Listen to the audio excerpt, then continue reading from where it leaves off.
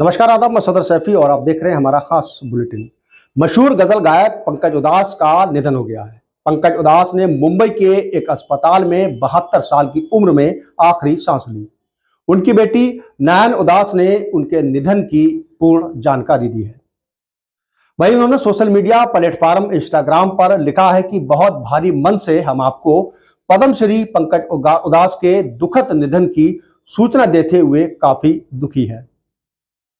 पंकज उदास को साल 2006 में पद्म श्री पुरस्कार से सम्मानित किया गया था। ये पुरस्कार उन्हें गजल गायकी के कैरियर में सिल्वर जुबली पूरा करने के उपलक्ष्य में दिया गया था। पंकज उदास के निधन के बाद दुनिया भर में शोक की लहर है। उदास के निधन के बाद सोशल मीडिया पर उन्हें श्रद्धांजलि देने वालों का तांता लगा हुआ है। पंकज उदास की टीम की ओर से साझा जानकारी के अनुसार उन्होंने आज सुबह 11 बजे बीच कैंडी अस्पताल में आखिरी सांस ली थी। बीते कई दिनों से वह बीमार चल रहे थे। टीम ने बताया कि 10 दिन पहले ही उन्हें इलाज के लिए अस्पताल में भर्ती कराया गया था। मंगलवार को उनका अंतिम संस्कार किया गया। 1951 में गुजरात में जन्मे पंकज उदास ने अपनी गायकी से हर किसी के दिल पर राज किया। उन्होंने बहुत कम उम्र में ही संगीत जगत में कदम रखा और 1980-1990 के दशक में प्रसिद्धि हासिल की थी। अपने कैरियर में उन्होंने कई एल्बम रिलीज किए।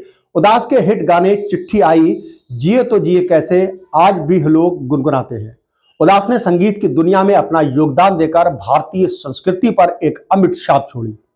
उनकी सदाबहार नज्म आज भी दर्शकों का मन मोह लेती है। पंकज उदास के निधन पर सिंगर और म्यूजिक कंपोजर शंकर महादेवन ने अपने सोशल मीडिया प्लेटफॉर्म के जरिए उन्हें श्रद्धांजलि दी है। उन्होंने लिखा है कि पंकज का जाना संगीत जगत के लिए एक बड़ा नुकसान है जिसकी भरपाई नहीं की जा सकती। मनोज मुंशिर ने भी उनके निधन पर दुख जताया है। उन्होंने अपने सोशल मीडिया प्लेटफॉर्म एक्स पर लिखा है कि उनके 3 कैसेट ने मुझे पहली बार ये बताया था कि गजल क्या होती है। मेरे तेरे जैसे हजारों को कविता और शायरी की तमीज सिखाने वाले पंकज उदास जी जल्दी उनका जाना बताना, लेकिन ये बहुत काफी दुखद है। पंकज उदास के गाने और उनकी आवाज जितनी हसीन थी उतनी ही हसीन उनकी लव स्टोरी रही। दरअसल दिग्गज सिंगर पंकज उदास अपनी पड़ोसन पर जब दिल हार बैठे थे तो उन्होंने कुछ भी नहीं देखा था और इश्क को मुकम्मल करने के लिए वे धर्म की दीवार भी लांग गए थे। बात उस दौर की है जब पंकज उदास ग्रेजुएशन कर रहे थे। कॉलेज के ही दिनों में उनकी नजर जब पड़ोस में रहने वाली एयर होस्टेस फरीदा पर पड़ी तो वह पहली ही नजर में फरीदा को दिल ले बैठे। इसके बाद एक पड़ोसी ने ही पंकज और फरीदा की मुलाकात करवाई और फिर कब ये मुलाकात प्यार में बदल गई पता ही नहीं चला। दोनों एक दूसरे से बेहद करीबी होकर प्यार करते थे। इसके बाद दोनों ने एक दूसरे के साथ जीने मरने की कसम खाई। घर वालों को दोनों ने ये सब बताया मगर फरीदा के घर वाले इस रिश्ते से कतई राजी नहीं थे। फरीदा पारसी समुदाय से ताल्लुक रखती थी और वह अपने समुदाय से बाहर शादी करने के लिए बिल्कुल भी तैयार नहीं थे। फरीदा के पिता रिटायर्ड पुलिस अधिकारी थे। इसके बाद जब उन्हें शादी के लिए मनाया गया तो पंकज से मिलने के लिए तैयार हो गए। फिर जाकर ये शादी के लिए राजी हुई।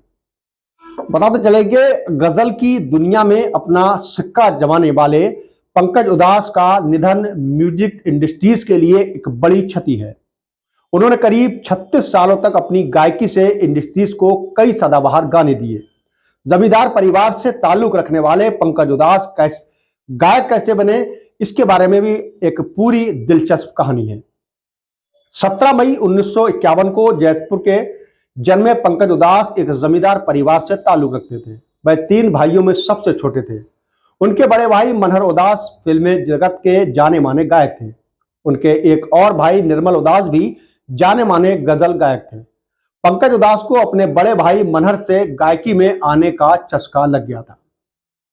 जब मनहर एक स्टेज परफॉर्म करते हुए थे तब पंकज सिर्फ 5 साल के थे।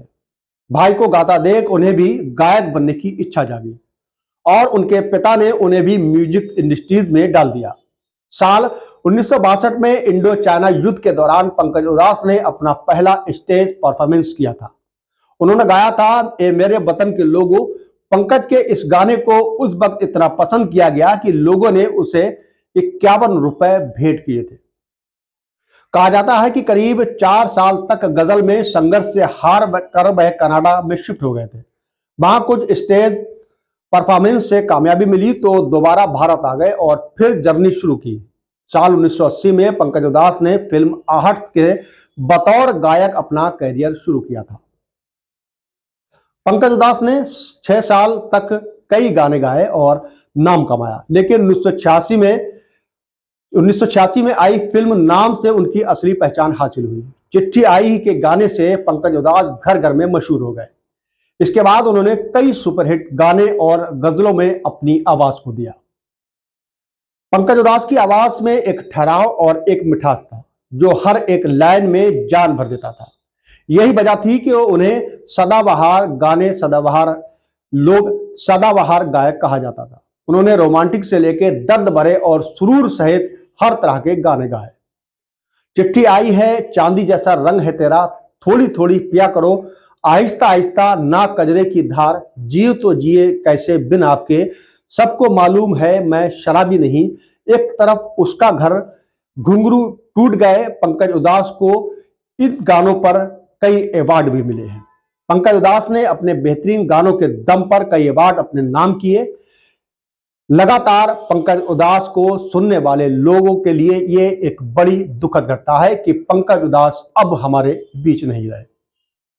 बताते चले कि पंकज उधास की जो गजलें हैं, जो उनके द्वारा गाए गए फिल्मों में गाने हैं, वो हमेशा याद रहने वाले हैं, क्योंकि इस अदा में, इस अंदाज में शायद ही कोई गा पाए। पंकज उधास आज हमारे बीच नहीं है। हमारी समस्त टीम की ओर से गायक और गजल गायक पंकज उधास को भावभीनी श्रद्धांजलि अर्पित करते हैं।